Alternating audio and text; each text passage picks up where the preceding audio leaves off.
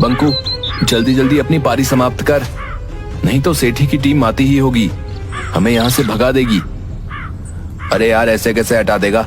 उन लोगों के चलते ही सुबह 4 बजे से खेल ले, आएंगे तो थोड़ा इंतजार करेंगे। भाई, ये गांव के मठ की सार्वजनिक जमीन है, इसमें सबका बराबर का हक है। बात तो तुम्हारी बिल्कुल सही है बंकू, लेकिन ये भी बात सही है कि ये जमीन मठ को उसके ही पूर्वजों ने दान में दी थी। जब दान में दे दी गई तो फिर ये मठ की जमीन हो गई ना, और मठ की जमीन सार्वजनिक होती है, उस पर सभी का समान अधिकार होता है। चल तू बॉलिंग कर, मेरी पारी अभी बाकी है। बंकू अपने टीम के साथ खेल रहा था, तभी सेठी अपनी टीम के साथ वहां पर खेलने पहुंचा। ए चल बे नंगे फकीरों, हटा अपना बल्ला बास पल्ला, चल हमारी टीम यहाँ पर खेलेगी। चल, तुम लोगों को कई बार बता दिया कि ये मेरे पुरखों की जमीन है, इस ग्राउंड पर सिर्फ हमारी टीम खेलेगी, लेकिन तुम भिखारी लोग इतने ढीठ हो कि बिना फटकार के सुनते ही नहीं। देखो सेठी, हमारी थोड़ी सी 2 ओवर की पारी बची है, उसके बाद हमारा मैच खत्म हो जाएगा, तब खेल लेना। अच्छा, ग्राउंड हमारा और हम ही इंतजार करें? चलो हटाओ अपनी बांस की विकेट। सेठी भाई, तुम लोग जब तक रेडी होगे उतने में हमारा खेल खत्म हो जाएगा। एक बार सेठी भाई ने बोल दिया ना नहीं खेलना है, मतलब नहीं खेलना है। अरे ऐसे कैसे तुम हमारा विकेट उखाड़ सकते हो? अबे चल फुट लो यहाँ से, ये मेरा बॉडीगार्ड है, नहीं तो इतना मारेगा कि छठी के दूध याद आ जाएंगे। इतने में बिलुआ बंकू को पकड़कर हाथापाई करने लगता है। जल्द ही हाथापाई भीषण लड़ाई में बदल जाती है। सेठी के गुंडे सब मिलकर बंकू और उसकी टीम की जबरदस्त पिटाई कर देते हैं। बंकू की नाक से खून निकलने लगता है। रही सही कसर घर पहुंचने पर उसके पिताजी रतन निकाल देते हैं। क्या जरूरत थी हैं? उन बड़े लोगों के बिगड़ैल बेटों के मुंह लगने की? उनके बाप दादा की जमीन है, वहां वो खेलते हैं, तो तुम्हें वहां जाने की क्या जरूरत? उनके बाप दादा की नहीं, वो मठ की जमीन है, और मठ की संपत्ति का सार्वजनिक उपयोग होता है, ना कि निजी। तुम मुझे कानून बताओगे हैं? क्यों जी, जब देखो आप बंकू को ही डांटते रहते हैं। चाहे बंकू सही हो या गलत, मठ की जमीन सभी के लिए है। तभी दरवाजे पर पुलिस दस्तक देती है। सेठ करोड़ीमल ने आपके बेटे के खिलाफ उनके बेटे से मारपीट करने के लिए थाने में शिकायत लिखवाई है। आप दोनों बाप बेटे को आज शाम को थाने में इंस्पेक्टर तोंडे ने बुलाया। इसी तरह की सूचना हवलदार झंझोर सिंह, भीमा, पंडित ज्ञानचंद, बट्टू, कलुआ सभी लोग हड़बड़ाए हुए रतन के घर पहुंचते हैं। रतन, अरे ओ रतन, अभी मेरे घर पुलिस आई थी, शाम को थाने बुलाया है। भीमा, मेरे घर भी हवलदार आया था, शाम को हमें भी थाने बुलाया है। अलबत्ता यहाँ पर जितने लोग हैं सभी के घर पर पुलिस पहुंची थी। ओह, तभी यहाँ इतनी भीड़ लगी है, तो अब क्या होगा? मैंने तो पहले भी इन लोगों को समझाया था कि ये सब बड़े लोगों का खेल है। अरे हम लोगों का खेल है कुश्ती, गुल्ली डंडा, कबड्डी, लट्टू, कंचे। इसके लिए कोई बड़े मैदान की जरूरत नहीं होती, लेकिन ये लोग मानते ही नहीं। अब लो भुगतो। अरे हमने भी समझाया था बंकू को कि शुरू से ही मैदान पर उन लोगों का कब्जा रहा है। ऐसा नहीं कि हम लोगों ने मैदान को उनके कब्जे से मुक्त कराने का प्रयास नहीं किया, लेकिन हर बार हमें मुंह की खानी पड़ी। वैसे देखा जाए तो बच्चों की मांग जायज है। हम सबको सरपंच जी के साथ जाकर थानेदार को बताना चाहिए। लेकिन सरपंच जी भी तो लालची हैं, करोड़ीमल उन्हें भी खरीद लेगा। सच्चाई को कोई नहीं खरीद सकता, और यही विश्वास हम गरीबों को ढांढस बंधाता है। सभी सरपंच हुकुमचंद के पास पहुंचते हैं। अरे आज क्या बात है भाई, सभी लोग एक साथ हमारे यहाँ आए हैं? गांव में कुछ बड़ी घटना घटित हुई है क्या? हाँ सरपंच जी, कुछ ऐसी ही बात है। गांव के बच्चे मठ के मैदान में जाकर क्रिकेट खेलते हैं, लेकिन करोड़ीमल का बेटा सेठी अपनी टीम के साथ मिलकर गांव के सारे लड़कों को भगा देता है। अब ऐसा क्यों? उस मैदान पर तो सभी खेल सकते हैं। सेठी मठ की जमीन पर अपने पूर्वजों का हक जताकर सिर्फ अपनी टीम के साथ खेलता है। कल इन्हीं सब बातों को लेकर गांव के बच्चे और सेठी की टीम में झड़प हो गई।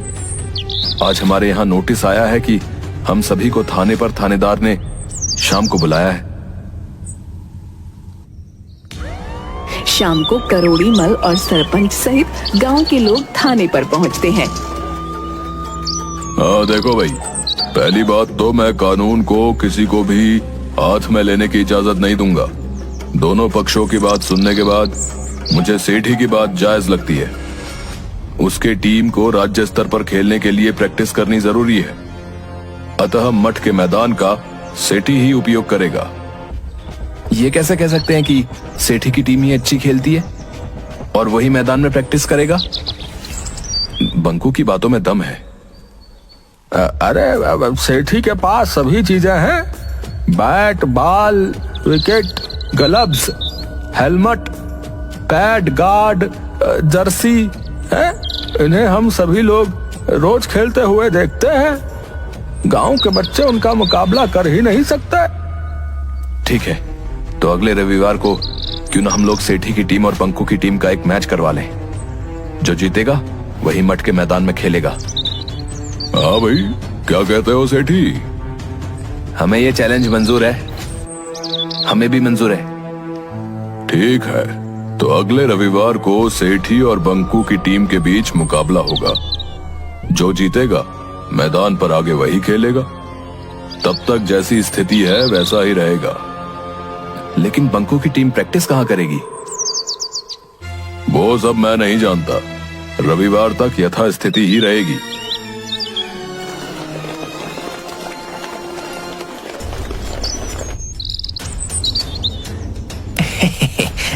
शाबाश थानेदार साहब, ये लीजिए अपना इनाम। सेठी की टीम के सामने वे लोग कहाँ टिकने वाले। बस रविवार के बाद मैदान का सारा झंझट ही खत्म। अंकल, वैसे तो हम सब मैच जीत ही जाएंगे, लेकिन मैंने राष्ट्रीय स्तर के खिलाड़ी सुधीर कुमार को बुलाया है। मैं कोई रिस्क नहीं लेना चाहता। इधर बंकू अपनी टीम के साथ। बट्टू, दीपू, कलवा, राजू, तुम लोगों पर ही गांव की इज्जत है। हर हाल में हमें मैच जीतना है, लेकिन हम लोग प्रैक्टिस कहाँ करेंगे? एक जगह है जहां हम प्रैक्टिस कर सकते हैं। कहां ऐसी जगह है जहां हम क्रिकेट की प्रैक्टिस कर सकते हैं? अभी तो सभी खेतों में अनाज ही लगा है। गांव के बाहर नदी किनारे वाला वीरान कब्रिस्तान। नहीं बाबा, सुना है वहां के बरगद के पेड़ पर भूतों और अतृप्त आत्माओं का वास है। हमें याद रखना होगा कि हिम्मत मर्दा तो मदद खुदा। हम सभी को दिल मजबूत कर हिम्मत के साथ प्रैक्टिस करनी होगी। हमारे पास वक्त बहुत कम है। दूसरे दिन से सेठी मठ की जमीन पर अपनी प्रैक्टिस स्टार्ट कर देता है। दूसरी तरफ बंकू अपनी टीम के साथ गांव के बाहर वीरान कब्रिस्तान में अपनी प्रैक्टिस जारी रखता है। बट्टू, तुम कीपिंग करोगे। राजू, तुम स्लिप पर रहोगे। कलवा, तुम्हारा थ्रो बहुत अच्छा है, तुम लॉन्ग लेग बाउंड्री पर रहोगे। नहीं, लॉन्ग लेग बाउंड्री पर भूतों वाला बरगद का पेड़ है, मैं नहीं जाऊंगा वहां। ठीक है, वहां पर मैं रहूंगा। इसी तरह से दोनों टीम अपनी अपनी प्रैक्टिस जी जान से करते रहते हैं। आज शनिवार था। दोनों टीमें सुबह सुबह ही अपने अपने ग्राउंड में पहुंच चुकी थीं।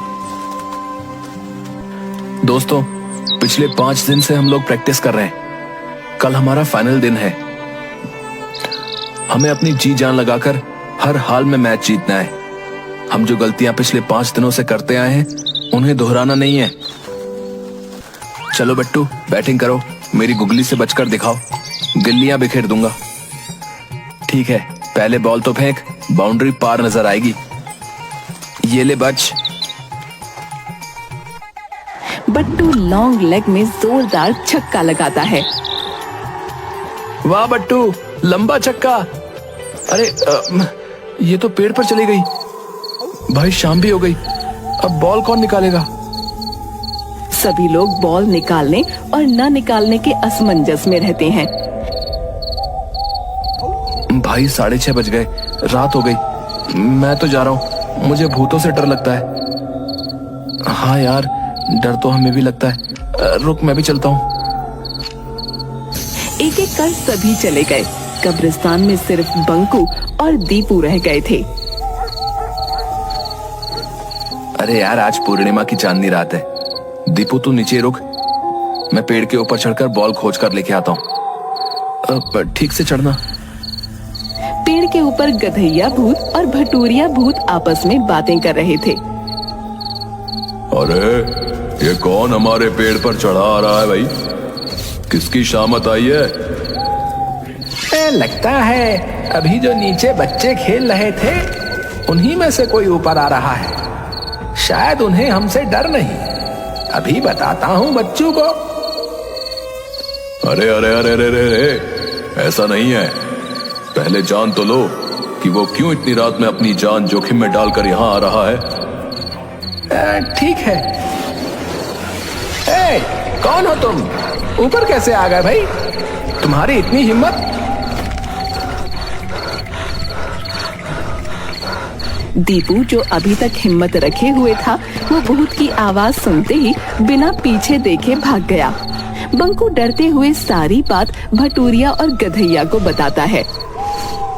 तुम सही कह रहे हो लड़के, इन्हीं के पूर्वजों ने हमें मारकर दफन कर दिया था। डरो मत बच्चा, हम तुम्हारे साथ हैं। जहां अन्याय होगा मैं तुम्हारे साथ रहूंगा। अब आप लोगों को लोग बदमाश बोलते हैं। अरे असली बदमाश तो करोड़ीमल, सेठी, हुकुमचंद और थानेदार टोंडे जैसे हैं। ठीक है, कल का मैच हम लोग भी देखने आएंगे। याद रखना, सिर्फ तुम हमें देख व सुन सकते हो।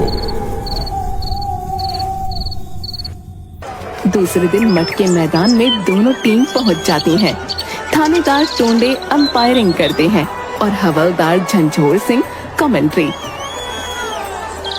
नमस्कार दोस्तों, मैं झंझोर सिंह सरताजपुर के मठ के मैदान से आपको लाइव कमेंट्री सुनाने के लिए उपस्थित हूँ। पूरा मैदान खचाखच भरा हुआ है।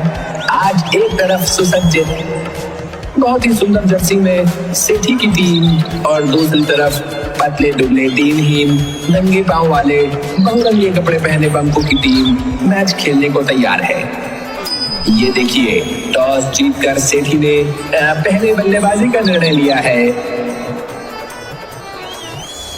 भाई वो तो सुधीर कुमार लग रहा है। वो राष्ट्रीय स्तर का खिलाड़ी है। बंकू तुम इसका विरोध करो। सर, ये राष्ट्रीय स्तर का खिलाड़ी सुधीर कुमार हमारे गांव से नहीं है। देखो बंकू, प्यार और जंग में सब जायज है और ये भी एक जंग है। अगर तुम अपनी हार मान लो तो वॉक ओवर दे देता हूं। नहीं, आखिरी क्षण तक हम लड़ेंगे।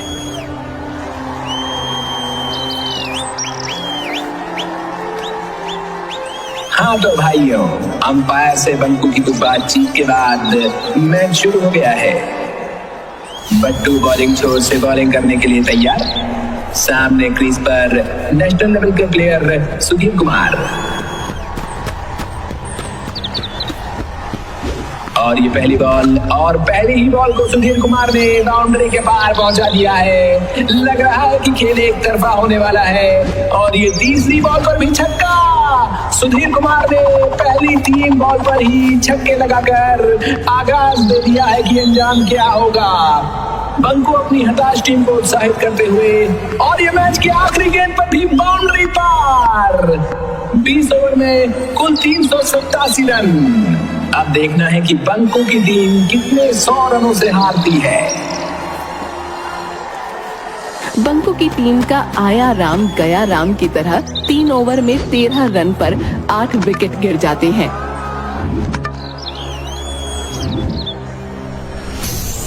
अरे नो बॉल पर आउट कर दिया, ये तो बेईमान अंपायर है। अब हमें ही कुछ कमाल दिखाना पड़ेगा। बंकू, यह अंपायर बेईमानी कर रहा है।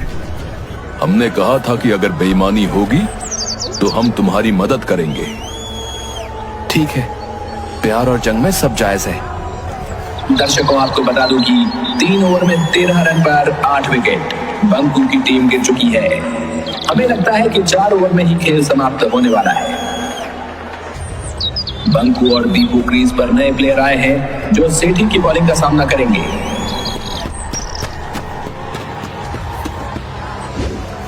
सेठी ने ये बॉल डाला और बॉल बाउंड्री के पार। वाह, बंकू की टीम का ये पहला छक्का। दूसरी बॉल सेठी की और फिर बॉल मैदान के बाहर। लगता है बंकू कुछ देर टिकने वाला है और ये तीसरी गेंद भी छक्का। हैट्रिक बंकू की ओर से कमाल कर दिया गया है। अरे अब तो लगता है कि छक्कों की बारिश शुरू हो गई है। दोनों तरफ से छक्कों की बरसात। पिछले 4 ओवर में एक भी रन दौड़कर नहीं बनाया गया है। चौके और छक्के ही लगे हैं। 4 ओवर में 120 रन की रिकॉर्ड साझेदारी। स्कोर 7 ओवर में 133 रन 8 विकेट पर। समझ में नहीं आ रहा कि क्या किया जाए। लगता है हम मैच हार जाएंगे। अरे ऐसा नहीं है, अभी भी 254 रन 13 ओवर में चाहिए। हमें इस जोड़ी को तोड़ना होगा। गधैया अंकल, आप हर बॉल को पकड़कर बाउंड्री पार जाकर छोड़ देते हो, कहीं हमारी चालाकी पकड़ी ना जाए। अरे तुम बस नजारा देखो। सेठी और सुधीर कुमार आपस में मंत्रणा करने के बाद फिर से तैयार। सुधीर कुमार बॉलिंग छोर से और दूसरी ओर दीपू ने गेंद को उछाल दिया है और बाउंड्री पर बिलवा ने कैच पकड़ लिया है। लेकिन अरे ये क्या, बिलवा तो पीछे ही जा रहा है और बाउंड्री के ऊपर गिर गया। टेक्निकली ये 6 रन और बंकू के खाते में गए। गधैया भूत भाई, इतनी बेईमानी भी ठीक नहीं। अरे अंपायर से पूछो, प्यार और जंग में सब जायज है। बंकू की टीम जीत से अब सिर्फ 12 रन दूर। अगली बॉल बहुत अच्छे बंकू ने रोक दी है, लेकिन ये क्या, सुधीर कुमार ने बॉल पकड़ के बाउंड्री की ओर फेंक दी और ये गेंद भी ओवरथ्रो के माध्यम से 4 रन। अगली बॉल बंकू के बैट से टच करते हुए सीधा कीपर के हाथों में और ये 9वां विकेट। लेकिन ये क्या, कीपर के हाथों से बॉल निकलकर सीधे बाउंड्री पार। असंभव, अकल्पनीय, अद्भुत। मैंने अपने 40 वर्षों के इतिहास में ऐसा चौका पहली बार देखा है।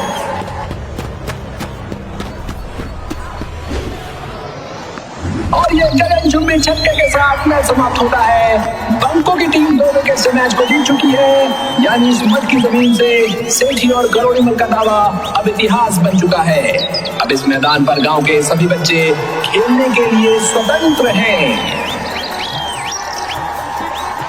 गांव के सभी लोग दौड़कर बंकू और उसकी टीम को कंधे पर उठाकर मैदान के चारों ओर चक्कर लगाते हैं और जयकारे लगाते हैं। बंकू गधैया भूत और भटूरिया भूत को बरगद के पेड़ की ओर जाते हुए देख रहा है। बंकू की आंखों से लगातार खुशी के आंसू निकल रहे थे।